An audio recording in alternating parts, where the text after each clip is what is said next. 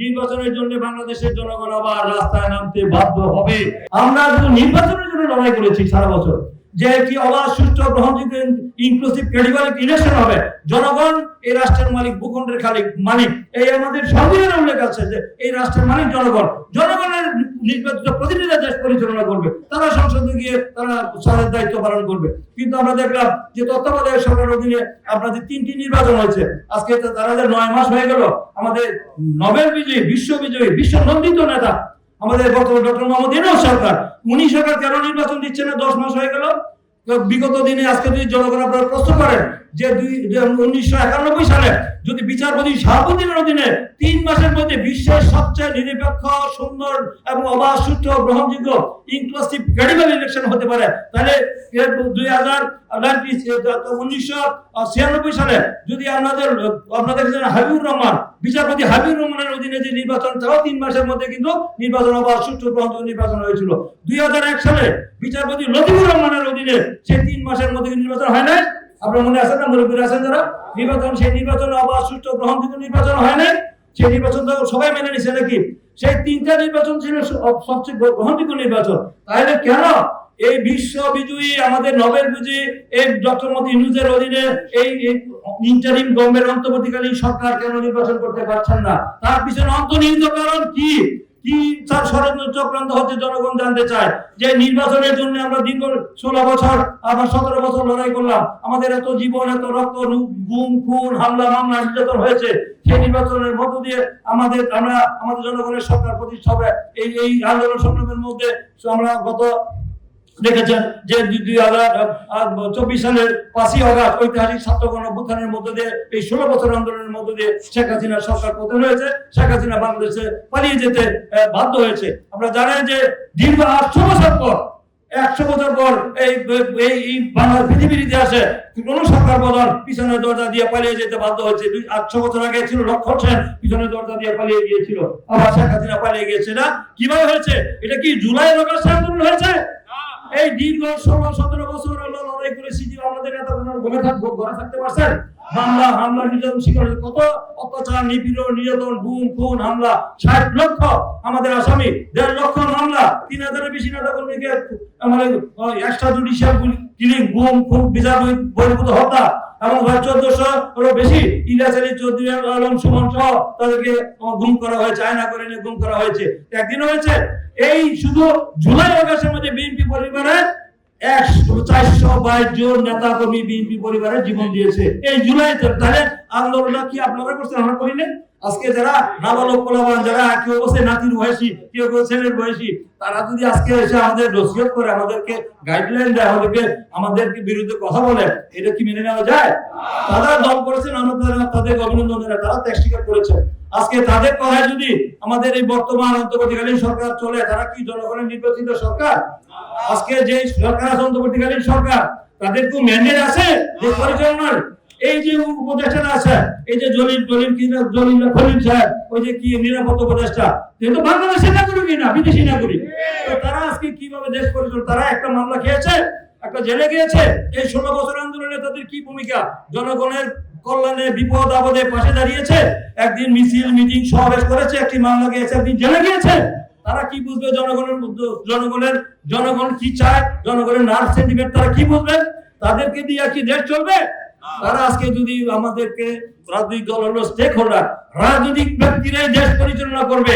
আর আপনারা বলছেন যে কালকে যেটা বলছেন, যে আমাদের জলিল ভাই বলছেন যে জাপানে গেছেন আমাদের প্রধান উপদেষ্টা, গিয়া বলছেন যে একটি দল শুধু চায়, নির্বাচন, আর কেউ চায় না। আরে ভাই, একটি দল চাবে কেন? বাংলাদেশের সংখ্যাগরিষ্ঠ মানুষ চায় নির্বাচন।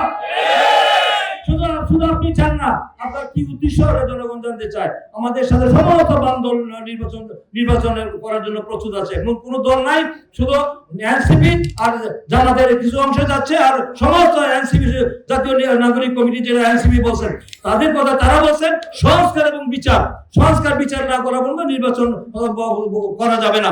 আরে ভাই, সংস্কার বিচার তো চলমান প্রক্রিয়া, এটা তো চলতেই থাকবে। সংস্কার বিচার তো নির্বাচনের কি বিকল্প? জাতীয় নির্বাচনে কি বিকল্প হতে পারে? নির্বাচন হতে পারে না। আপনারা এই কথা বলে আপনারা একটি দেশে অস্থিতিশীল পরিস্থিতি তৈরি করে আবার এই ফ্যাসিস্ট পতিত আওয়ামী লীগের দোষরদেরকে আবার রাজনীতিতে পুনঃ প্রবেশ করার একটা সুযোগ করে দিচ্ছেন। এই জন্য দায়ী হবেন আপনারা যদি আওয়ামী লীগ আবার যদি কোনো সুযোগ পায়। তাই আওয়ামী লীগের দোষর দল হিসেবে আপনারা জনগণের কিংস পার্টি হিসেবে চিহ্নিত হচ্ছেন। এনএসএফ এর মতো আপনাদের অবস্থা হবে। আমি তাই বলতে চাই এখনো সমাবদ্ধ হওয়া দরকার। দেশনেত্রী বেগম খালেদা জিয়া তিনিও কিন্তু বলেছেন যে গণতন্ত্র নিয়ে এখনো ষড়যন্ত্র হচ্ছে, গণতন্ত্র উত্তরণ এখনো হয় নাই। তাই গণতন্ত্রের জন্য আমাদের হয়তো আরো লড়াই করতে হবে এবং ডিসেম্বরের মধ্যে নির্বাচন করতে হবে। তারুণ্য সমাবেশ থেকে স্পষ্ট ভাষায় আমাদের তারেক রহমান বলছেন, আপনারা কি চান না ডিসেম্বরের মধ্যে নির্বাচন? তারা চাচ্ছেন আমাদের গত বছর জুনের পরে একদিনও থাকবেন না, দেশের কোনো ক্ষতি হয় এটা তিনি করবেন না, জুনের পরে একদিনও থাকবেন না। আরে ভাই জুনে আপনি কি বাংলাদেশের নাগরিক না কোনো বিদেশি নাগরিক? বাংলাদেশের ইতিহাসে জুনে কোনো জাতীয় নির্বাচন হয়েছে ভাই বলেন তো? জুনে কোনো নির্বাচন হয়েছে? জুনে নির্বাচন হবে না, ঝড় বৃষ্টি বাদল এই অবস্থার মধ্যে কি হবে? মে মাস জুন মাস এই পরিস্থিতিতে কি আমরা মিটিংটা করতে পারি না কেন দলীয় কার্যালয়ের সামনে? কারণ এখানে বৃষ্টি বাদলের কারণে চলে আসছি। তো বৃষ্টি বাদলের কারণে কি বাংলাদেশের ইতিহাসে কোনোদিন হয়েছে জাতীয় নির্বাচন? তাহলে তাদের কি উদ্দেশ্য আছে? তারা চায় যে জানে যে নির্বাচন যদি হয় বিএনপি তো 290 আসনই পাবে। আমরা এই জন্য বিএনপি ঠেকানো যাবে না। এখন 9-6 করে একটু তার ধারণা করে আমরা দিনকে প্রলম্বিত করে কোনো কারণে দেখা যায় নির্বাচন করা যায়, করে নেওয়া যায়, করে একটু গোলমাল হলে একটি জাতীয় একটি ইমার্জেন্সি দিয়ে দেশে একটি অস্থিতিশীল পরিস্থিতি তৈরি করা, এই ধরনের একটি গভীর চক্রান্তের ষড়যন্ত্রের অংশ এই চক্রান্ত বাংলাদেশের মানুষ মেনে নিবে না। আমরা আগামী দিনে ডিসেম্বরের মধ্যে নির্বাচনের জন্য বাংলাদেশের জনগণ আবার রাস্তায় নামতে বাধ্য হবে।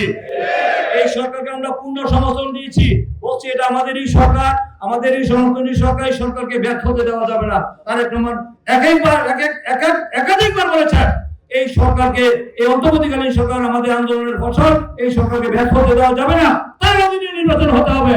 কিন্তু আজকে তিনি এই কথা বলে তিনি আজকে মনে করছেন যে আজকে দেশে তার কথাই দেশ চলবে।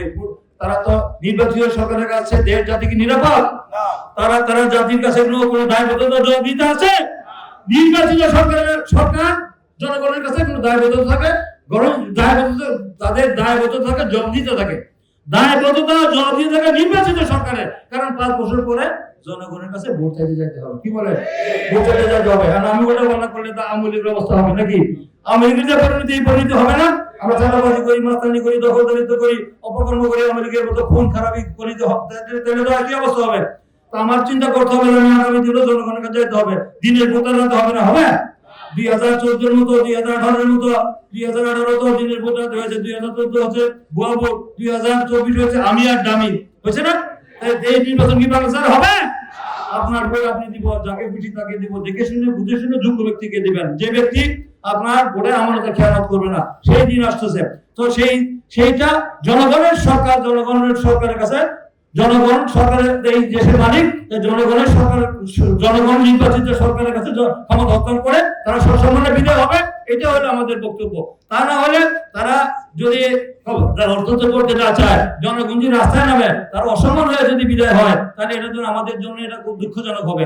আমরা আশা করব এই ইউনিট সরকারের শুভবুদ্ধির উদয় হবে, দ্রুত সময়ের মধ্যে ডিসেম্বরের মধ্যে একটি রোড ম্যাপ, একটি সুনির্দিষ্ট দিন তারিখ ঘোষণা করবেন, এত তারিখের মধ্যে নির্বাচন হবে। তাহলে সমস্ত পরিবেশ, এই যে অস্থিতিশীল পরিবেশ, উত্তেজনা, এই যে দেশে মানুষের মধ্যে যে ক্ষোভ, দুঃখ, বেদনা, দ্রব্যমূল্য অবনতি, বিনিয়োগ হচ্ছে না এবং অর্থনৈতিক সংকট, সব আস্তে আস্তে স্বাভাবিক অবস্থায় ফিরে আসবে। কিন্তু যতই আপনি প্রভাবিত করবেন, পরিস্থিতি আরো ঘোলাটে হবে, আরো অনিশ্চিত দিকে যাবে, দেশে একটি সংঘাতের দিকে চলে যেতে পারে।